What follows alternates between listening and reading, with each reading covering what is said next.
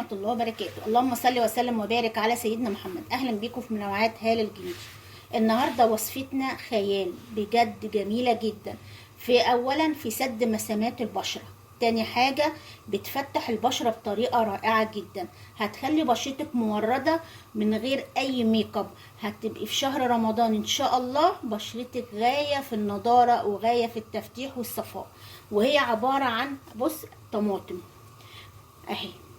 هنروح جايبين الطماطم وبشرينها زي ما انتوا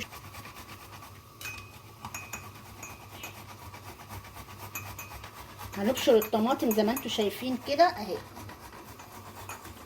انا خدت بس نصها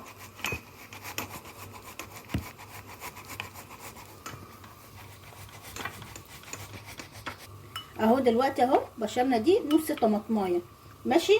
هنحط بقى مكون حلو جدا بيساعد البشرة على التفتيح والنضارة بشكل جامد جدا، وهي نشا الذرة اهو. بص هاخد معلقة اهي، حوالي معلقتين اهي عشان انا مش عايزاها خفيفة اهي. بصوا اهي. طبعا هنحط مكون تاني حلو جدا جدا. ايه هو المكون دوت؟ انا هوريكم دلوقتي اهي زي ما انتوا شايفين كده. هنحط بقى المكون التاني عبارة عن معلقة زبادي. الزبادي بيعمل على تفتيح البشرة وترطيبها بطريقة حلوة جدا.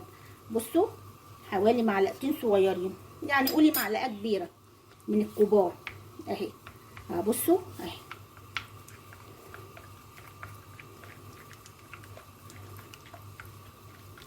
بصي بقت اللي ايه اهي.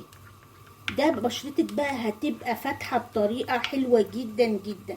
كمان هتسد كل المسامات الواسعة اللي في البشرة، هتدي بشرتك نضارة حلوة جدا وموردة بطريقة حلوة قوي. هبصوا اهي.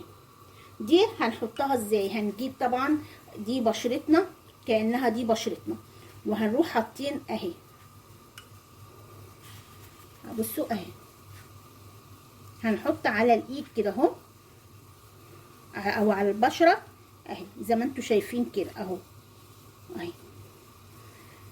ليه احنا بنعملها حركة دائرية؟ علشان ننشط الدورة الدموية في البشرة، فبالتالي الماسك بيتغلغل جوه البشرة، فبالتالي بتدي تحفيز للكولاجين انه يخرج فيديك النضارة اللي انت عايزاها ويديك تفتيح حلو قوي قوي قوي. كمان التسبغات اللي بتبقى في البشرة بتنتهي تماما مع الماسك دوت ان شاء الله، خاصة لو استعملتيه مرتين في الاسبوع زي ما انتوا شايفين كده.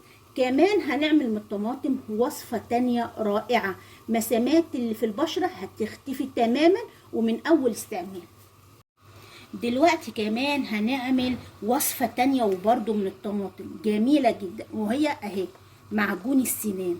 هيزيل كل التسبغات اللي في البشرة، مش كده وبس، هيسد مسامات البشرة الواسعة، وهيديكي بشرة ناعمة وصافية وكمان نضرة جامد جدا.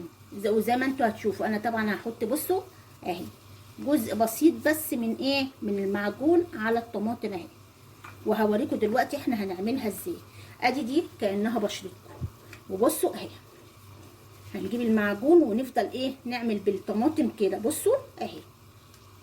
بصوا هتلاقوا تفتيح بطريقة ما كنتوش تتخيلوها.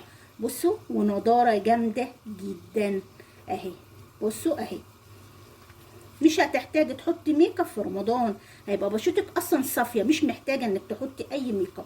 بصوا حتى القلم الجاف اللي موجود في قلب الايد بيختفي اصلا اهي. بصوا اهي. بصوا طبعا هتفضلي تعملي ده لمدة 5 دقايق على بشرتك.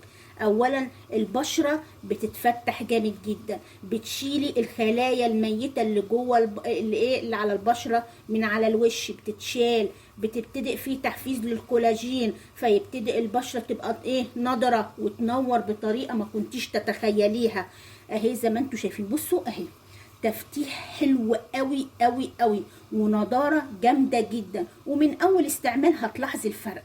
اتمنى يا رب ان الفيديو يكون نال اعجابك. لو نال اعجابك ما تنسيش الاشتراك في القناه ولايكاتكم الكتير يا ريت يبقى فيه لايكات عن تعملوها جامد جدا عشان الفيديو ناس كتير تتفرج عليه. اتمنى يا رب دعمكم واشتراككم في القناة وتفعيل الجرس ولايكات كتيرة حلوة زيكم، ونتقابل ان شاء الله وانتم في منتهى الصحة والسعادة. والسلام عليكم ورحمة الله وبركاته.